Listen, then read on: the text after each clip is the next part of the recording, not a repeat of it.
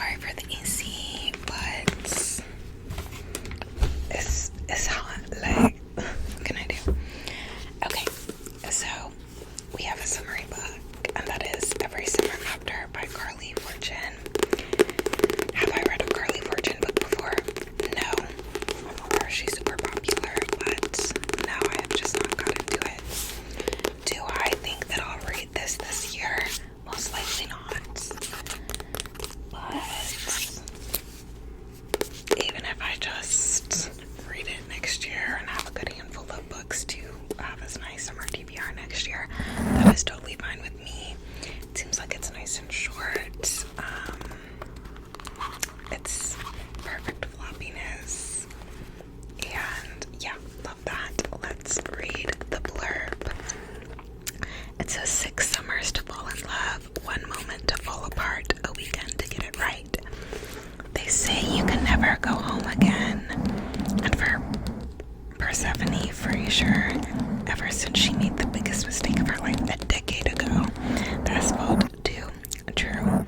Instead of spending glittering summers on the lake shore of her childhood, she stays home in a stylish apartment in the city, keeping everyone a safe distance from her heart.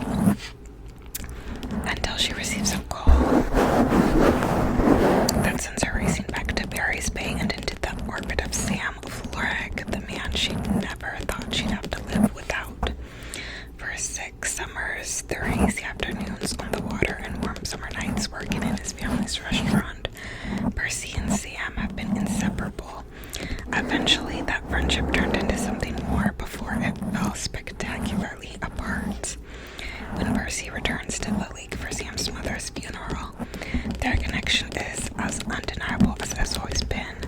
But until Percy can confront the decisions she made, they'll never know whether their love is bigger than the biggest mistakes of their past, told over the course of 6 years and 1 weekend every summer after. It's a gorgeously nostalgic look at love and the people and the choices that mark us forever. So that sounds really interesting. Maybe it'll give like the Summer I Turned Pretty vibes, which I love those books, and I'm watching the show currently. I watched the first 2 episodes that came out, and I'm so glad to have the weekly releases back for that. So yeah, it sounds super cute. Don't know if I'll get to it anytime soon. Might be a next summer.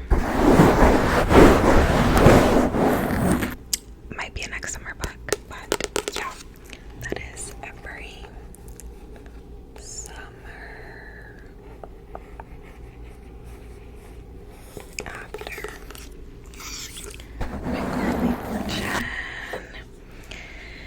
Then we have Open Water by Caleb Nelson.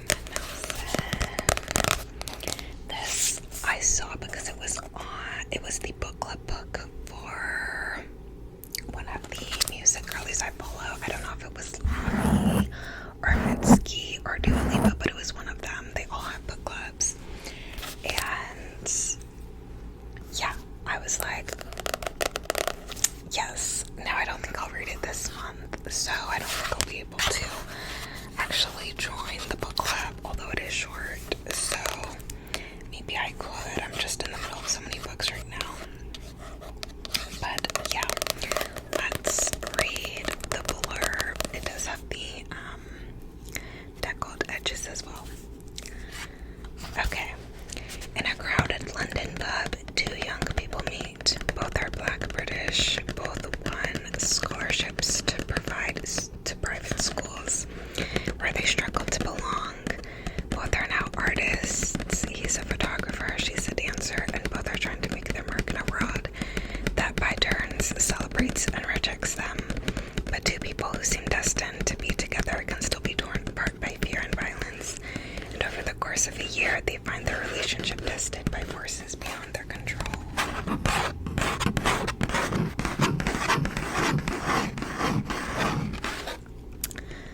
Open Water is at once an achingly beautiful love story and a potent insight into race and masculinity that asks what it means to be a person in a world that sees you only as a black body, to be vulnerable when you are only respected for strength, to find safety in love only to lose it. With gorgeous, soulful intensity and blistering emotional intelligence, Caleb Asami Nelson gives a profoundly sensitive portrait of romantic love in all its feverish waves and comforting beauty. Oh, and it's a debut. Love that.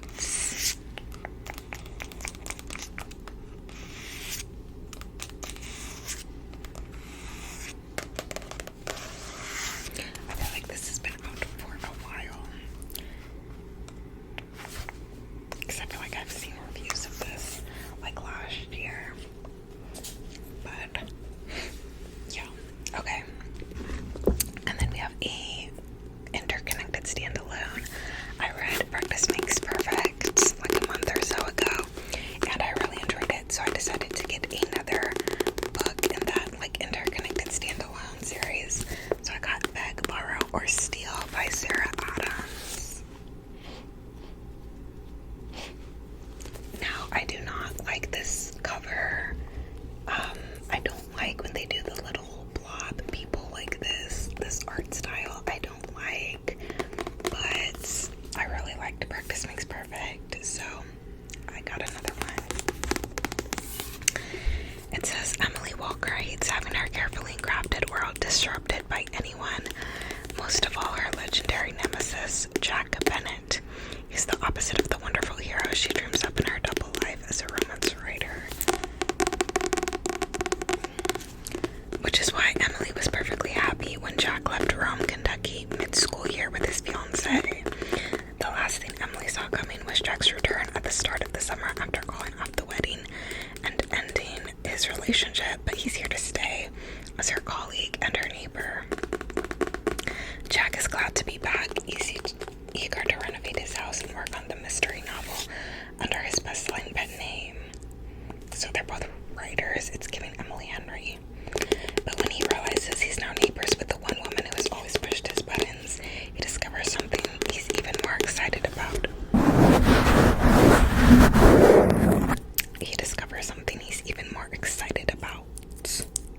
Thwarting Emily and her petty plans to sabotage his return.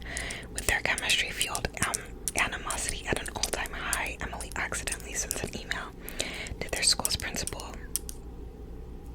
that could reveal her secret literary side hustle. She needs to steal back her manuscript, and Jack, she gets to admit, is the man to help her. Surprisingly, he agrees. Okay, this blurb is too long. Like, get to it. Will their unlikely alliance put an end to their rivalry, or could it lead to a steamy plot twist they never saw coming? Was perfectly happy mid-school year. So they're writers, but they're also in school. I'm confused. Their school's principal. What school principal? Are they teachers? Her double life is a romance writer. So is her normal job a teacher? Okay, this blurb said a whole lot of nothing. I feel like it was long, but like it seems a little convoluted. Like they're teachers, but they're writers on the side, and you know, it seems like it's kind of doing a lot. Not gonna lie, but okay. I did really like Practice Makes Perfect, so I think this would be cute too. I'm not sure when I'll get to it, but yeah, back borrow first. If you've read her books, let me know what's your favorite. Like, is Practice Makes Perfect the best, or did you like one of the other ones better? I don't really believe in reading the interconnected standalone books in order, so I kind of just do whatever floats my boat.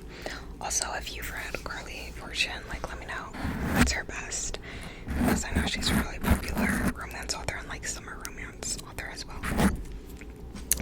Okay, then I have this book called Gabby Duran and the Unsittables.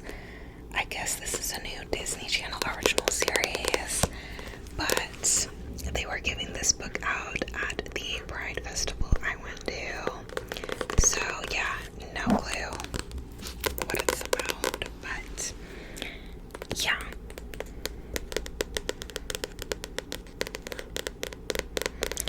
Okay, with the entire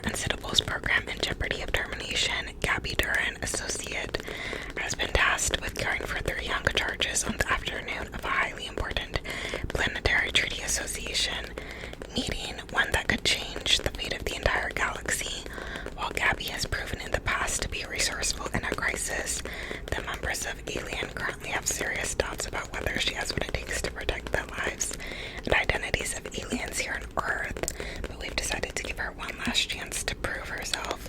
Of course, it won't be easy. Her 3 new clients hail from different alien planets, and each has special powers that require a deep well of patience on the part of their caretaker. We also have recently received word that one of her charges, a young girl by the name of Charlie, has become the target of certain unsavory intergalactic elements who might wish to do her harm.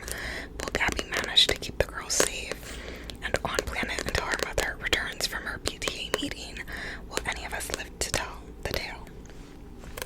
So, that's apparently what this is about. But, yeah. It's reminding me of Lab Rats, which I loved back on the day on Disney XD.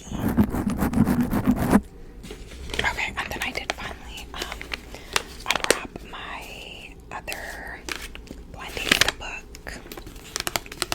Thing I got from the Adult Scholastic Book Fair I went to in the spring. I read my other blind date with the book that I got from Barnes, so it was time to unravel this one, and it is Crave and Torn by Monica Murray. Apparently it's 2 novels in one, and it's part of the Billionaire Bachelors Club. I don't love the whole billionaire romance trope, but let's read it. Since it's 2 in 1, I guess that means they should be nice and short, right? And I've never heard anything about these books before.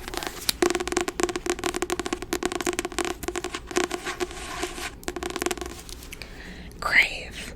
Billionaire bachelor Archer Bancroft is hot as sin and always gets what he wants. But what he wants is Ivy Emerson, his best friend's sister, and the one person he shouldn't crave. But Ivy is the only thing Archer wants. There's also the $1 million bet with his friends to be the last bachelor standing. Ivy knows Archer is nothing but trouble. He's infuriating, arrogant, and completely intoxicating. But everything changes when a stolen kiss leads to a night neither can forget. Torn. Marina Knight came to the party for one thing only, to slap Gage Emerson in the face. No one, especially not the sexy tycoon, is going to snatch up her family's real estate empire. He's on the verge of making an enemy for life, even if he can make her melt with a single kiss. When Gage discovers that the alluring woman before him is the key to his latest acquisition, claiming her as his suddenly doesn't seem quite so cut and dried. To get what he wants, he must get to know the fierce woman willing to face him down as she steadily steals his heart. As they delve deeper into an affair they didn't see coming, Marina's torn. Will she lose her heart to Gage and everything she holds dear? Interesting.